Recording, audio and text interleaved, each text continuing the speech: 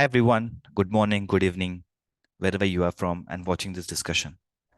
Today, we would be having a short discussion on one of the cyber breach attacks which occurred in the year 2017 and is considered to be one of the most expensive in terms of data exfiltration as well as the penalized money which the target need to pay for the remediation. Yes, it's none other than the Equifax breach attack. In this discussion we would be having on a few defensive and offensive strategies which can be adopted to make this to avoid this in future stages of the operations. Just a small disclaimer that henceforth I would be designating the Equifax as a target so that it could be easy for everyone to understand.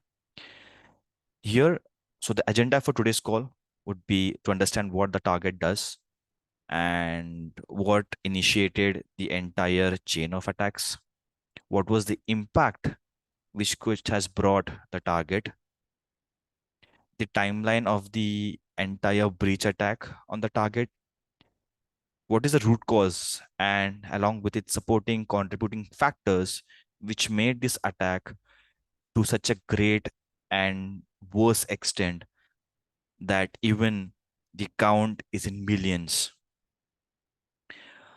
We would be also discussing the targets as is incident response and to be incident response, and we're comparing what could have been changed to make this a better place. The defensive strategies, offensive strategies, and also the lessons learned for the same. So let's understand about what the target is and what it does.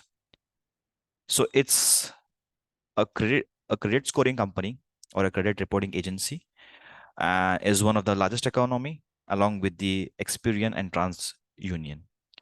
What it does is it helps the the bank sectors sharing the credit score of the consumer so that they can help them out to provide them loans or other monetary help as and when required. So this started a long back in the month of March 2017, but was came into existence or being observed or being experienced by the target team was on 7th September 2017 when they confirmed that they had around 140 million consumers data which have been stolen by the attackers. The data which were stolen included the social security number, driver license, username, credit card information, address, and many other personal information. Looking at this, the law enforcement and the DHS and other government bodies have imposed a very high penalized amount, which is around 575 million and potentially 700 as a global settlement to the Federal Trade Commission. Now, to understand that what exactly has happened with Equifax is we know that yes, that was an attack and it led to you know great loss in terms of personal information as well as the company's revenue. But then it's but then we need to understand that the attack was not a single day stuff. It was a a tenure. There was a long period for around 3 to 4 months, which started in the month of March and extended until the month of August or September. One of the major contributing factors, which is believed, is the Apache struts vulnerability, which was being rolled out by the Apache itself vendor, and post which the CERT team, the US CERT team, also made it that this patch availability is circulated across all the businesses, having Apache Strut as one of their libraries or let's say one of their entities in their any applications. What this happened was the Equifax team or the target weren't able to patch the vulnerability, And this resulted into a long tenure of from March until September breach of around 150 million customers, with an additional of 2.4 million customers affected in the month of March. This vulnerability of what the Apache struts, which observed on the automated consumer interview system, it's a dispute portal where being used by the target team, and it was then having was on the legacy system with all the outdated libraries and all the configurations. What this vulnerability could do was it was able to execute the remote code injection in the itself the HTTP header. The word HTTP could signified that yes, there wasn't any security or encryption on the data which was traversing from the consumer's device to the web server. The localized text util.find text function was interpreted and treated as the object graph navigation library or OGNL expression, which was leveraged by attackers to execute system commands. The attackers, by leveraging this function in the header itself, were able to send 9,000 queries on 48 databases and were able to get or steal or exfiltrate the personal identifiable information or PII, which were encrypted for the count of 256. We have now just understood that what exactly was a summary of the entire breach attack, but it will add a value if we know the entire timeline of that attack. So, as mentioned, that the Apache vendor itself rolled out a patch in on the Apache Struts MVC framework with the specific CVE number. The CVE stands for Common Vulnerability and Enumeration. Once it was done, the CERT team, US CERT team, sent an alert that this specific needs to be patched.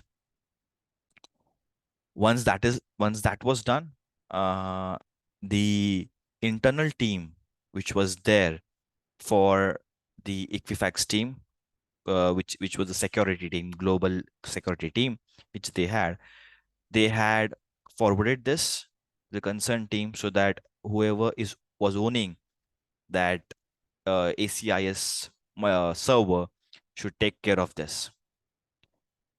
On 10th of March is when the first glimpse of the attack was observed, and when the scan was being executed by the help of a tool is when there was no existence of any Apache struts. The specific version was found.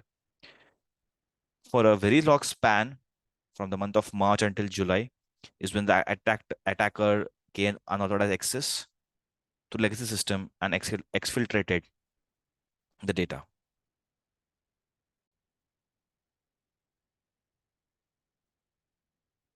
And during this, it was observed by the Equifax or the target that the certificate which is being used to authenticate the data for any web application for the ACIS server was expired 19 months before. And the moment they renewed that specific the certificate, is then they observed malicious traffic and it was blocked. But it was too late by that time. Once they got to know there was further exfiltration being observed, that ACI system was brought offline, and the target organization, engaged a law firm as well as a cybersecurity firm to investigate the incident and also inform the FBI regarding this.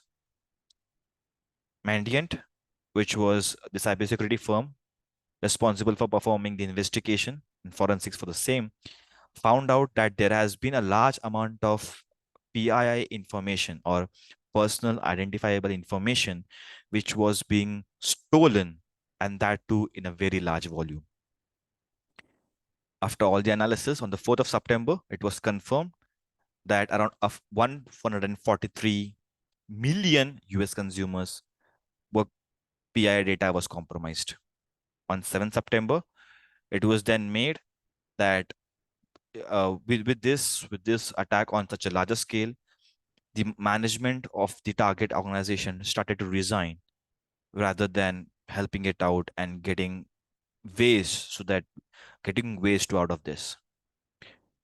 Some were made to resign, some resign on their own, and it was made to public on 7th September that around 143 or 150 million consumers data have been compromised and was informed to them with the relevant data. Within a span of a year, on 1st March 2018, they completed the entire analysis and they shared the information regarding additional consumer data being theft. This is a small pictorial depiction of what might have had. So, in the first stage is when the attacker tried to access the vulnerability of the Apache MVC framework. Once they were about to find the vulnerability, which was on the Despite Resolution portal or the ACIS system, they were able to get the unencrypted credentials, which were helpful for them in for logging into the database, and they saw that they could deploy a backdoor. It's called a web shell, which is a web-based backdoor, so that they can make a persistent control over the network of the target's organization. Slowly but steadily, so that they couldn't be caught, they were able to extract data from 51 databases, and still the count is increasing. Now we have got to know the timeline of this incident occurred. But one of the main important question arises is which is that root cause and what are the contributing factors for the same. The root cause, as mentioned, is nothing but the Apache Strut framework, which was present in the legacy system of the ACIS or the dispute portal. And what this happened was the security team from the targets organization didn't had missed, or a human error was done, and good look was not given on this. The files which were present there were unencrypted and were easily human readable. One of the contributing factors was the patch management and the cybersecurity practices. Let's say if the patch could have been done, this day couldn't have occurred for the target organization. They were they had the IT policies, but were failing to put into picture and get the things done right. As per the policies, a critical patch needs to be put up within 48 hours. But still, even though the vendor has marked it as a critical severity, even the CERT team, even the DHS team, even the government entities or law firms, law enforcement agencies have marked it critical. Since they were not able to find any of the vulnerability, there was no patch done. And even though there was a 48 hours window, they failed to do a patch. If there could have been proper identification of the practices like network management, file integrity monitoring, that could have been saved some information. They due to unfined or very unfinished patch management process, they were there were which was a significant factor which resulted into this breach attack. One of the other observation were that in 2015, when they had their audit occurred, ACIOs was found to have not meeting up the standards of the compliance as well, audit and compliance as well. Even though from since 2015 until it got compromised, they they were failing to meet the audit standards, audit reports which were shared by the external auditor, and this could have been avoided if that audit actions could have been taken. One of the other contributing factors is the asset management and data governance. In the report shared by the DHS, it was stated that every team had their own asset, and due to lack of asset on a centralized location, it made difficult for a person from another team to get to know which assets are in place.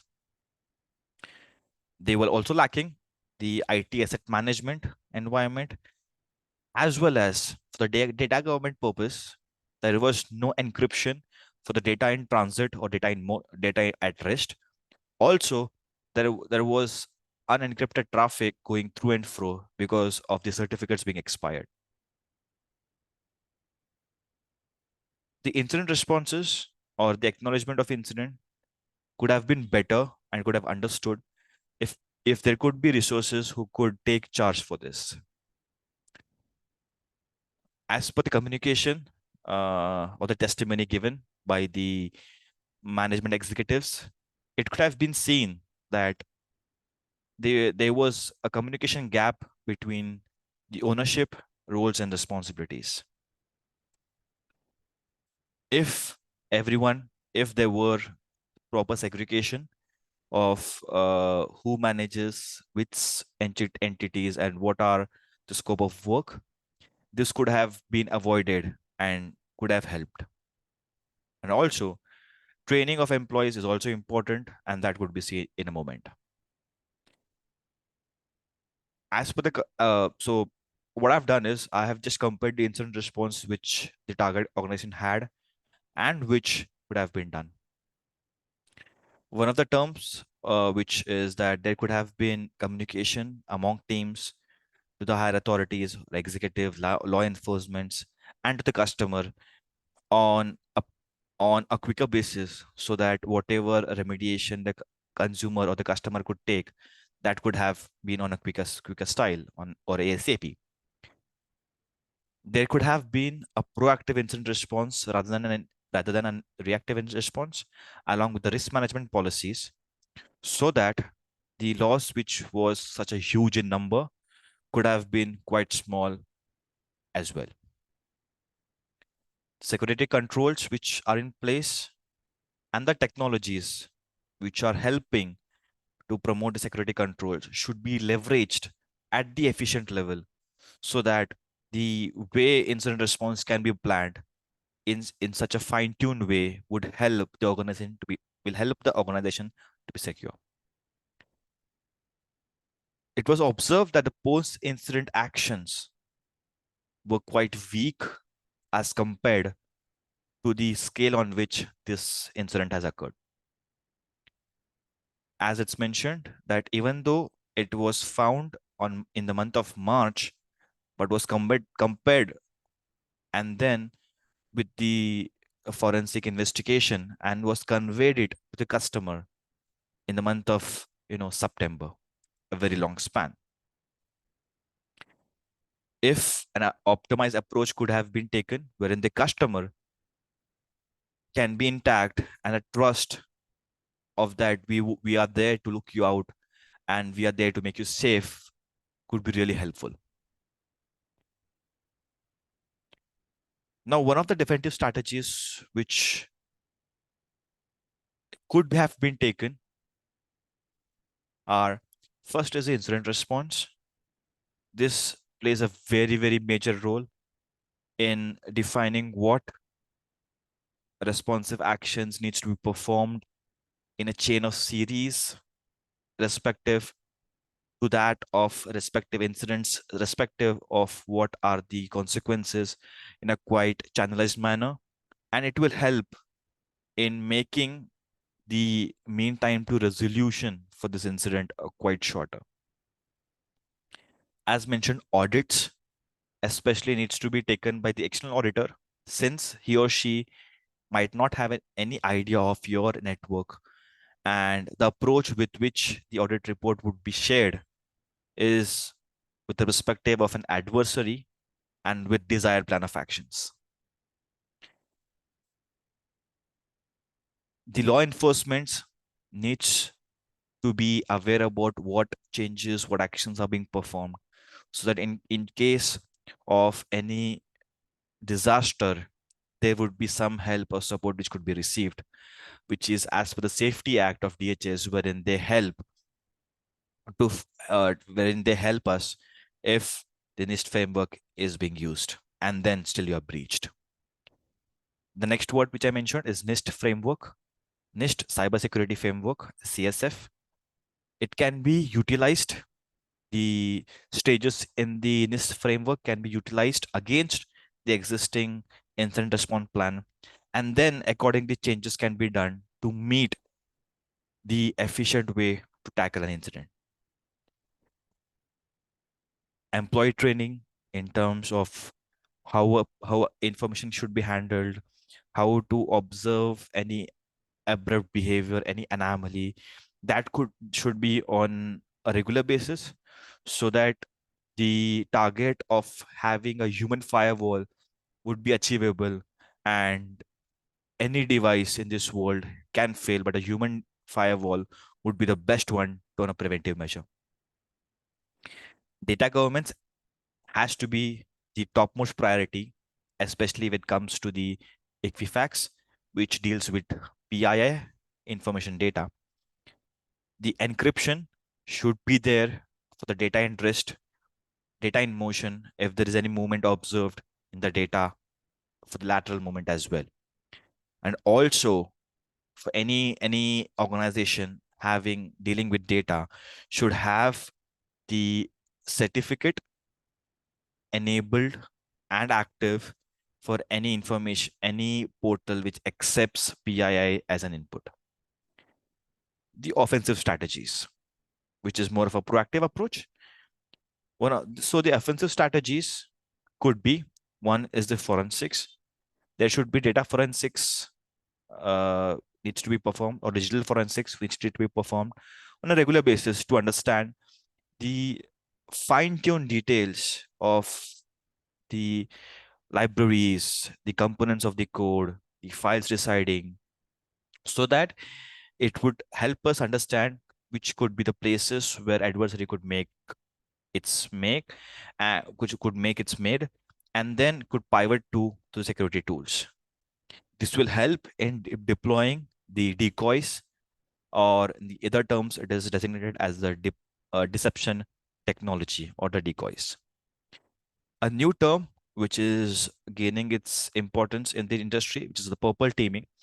A red team is where includes vulnerability assessment, pen testing, and other stuffs, wherein the blue teaming is more on a defensive approach, trying, after the incident, they try to get the incident, try to understand that. But a purple team is a combination of both.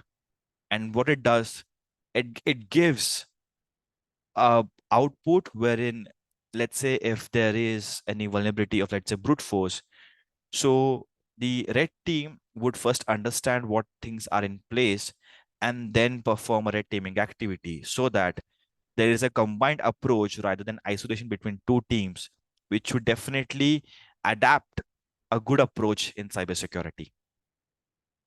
Identity theft, especially which has been enabled by the target organization, which could have been made at an earlier stage, and the consumer or the customer should have the entire right to know where is the data being processed.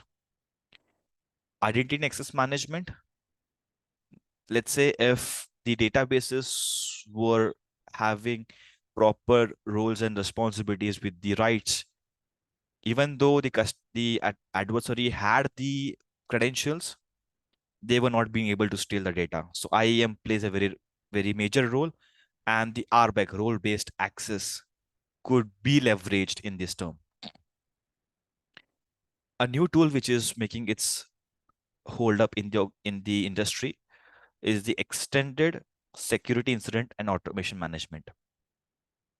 What this tool does is it encompasses the use of the endpoint protection, the security orchestration automation response, the attack surface management, as well as the next generation SIM into a single tool, which helps to understand any incident, any alert, any activity into a single frame rather than jumping on to different tools and understanding it.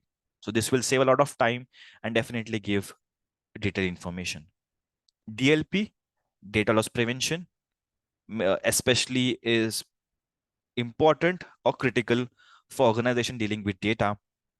This will add an additional layer of security, keep an eye on data traversing across the devices, and also would help the breaches which could have occurred due to negligence and duplicacy. WAF, which was the root cause, the Apache struts. WAF, there are several modules, and especially one of the modules could have been that if they have enabled mod underscore security module, that could have prevented malicious traffic on the Apache strut vulnerability, and the attack could have been avoided. SWAF should be configured in such a way that applications which are behind it should be protected, and the malicious traffic or the suspicious traffic needs to be blocked at the instance. Now we have gone through the entire, the timeline, what incident response could have been, can be, the defensive strategies, the offensive strategies. Last but not least, lessons learned. In this, if they could have had a good patch management, then the entire incident could have been avoided. So there should be a patch management respective with the severity, matching it with the shared with the enforcements, the vendors, and there should be a specific mean time for resolution or MTTR, which will help in understanding or making priority basis. There should be regular examination of the incident responses to find out what could be the better ways in which we can achieve the optimum success. And also adapting data governance practices by using industry standard frameworks, opting for specific sectors. Let's say this is a data sector in terms of finance, encryption with the best standards, security, the certificate management, they should be there, on how the asset inventory should be managed for the PII data and risk management. This all will help in understanding how PII could be really important and could be secured. Priority, highest priority should be given to cybersecurity practices, which will help the company to maintain its profit and keep the consumer happy with being safe. Modernized IT solution needs to be adopted with the help of consultants, or being approached by the law enforcements, reaching out to them, so that the modern day attacks can be uh, prevented to the great extent. Thank you so much for being such a good patient, being patient. I hope this was a great knowledge sharing for everyone. See you soon. Be safe. Bye bye.